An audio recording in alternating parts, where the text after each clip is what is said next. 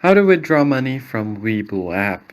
Hey everyone, welcome back to the channel. In today's video, I'm going to be showing you a step-by-step guide on how you can withdraw from the WeBull app. So let's just jump right in. First off, make sure you open up WeBull and make sure that you're logged into your account. Then you want to find the menu icon from the bottom navigation bar at the bottom right corner. Head over there. Once you are there, you need to find your transfers options. If you don't see it here, just scroll down a bit and you'll find it there. Just go ahead and tap on transfers option. You'll find the invest tab from here, and you also have an option to deposit and make banking and transfers. So from here, you just need to scroll down a bit and select any one of these options from here. And you can go over to your individual settings. From there, you need to scroll down and find your bank account.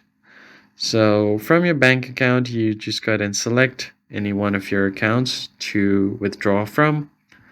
Once you've selected your account, it will show you your available balance, and right below there you have the withdraw button. Tap on it, and from there you'll find your withdrawal methods. You can either wire directly, or you can just use your connected bank and use that as your withdrawal method. It's not going to cost you anything if you choose the first option, so let's just go ahead and do that. Then you need to enter the amount that you want to withdraw, but before you do that, make sure it's within the limits of the amount you have on your account. So the available withdrawal is shown right below there. Just enter the amount, and once you tap on confirm, it's going to show you the summary of your transaction. Tap on confirm and you're good to go. Now all you have to do is just enter your password for security reasons and then tap on next. And then your withdrawal application will be submitted.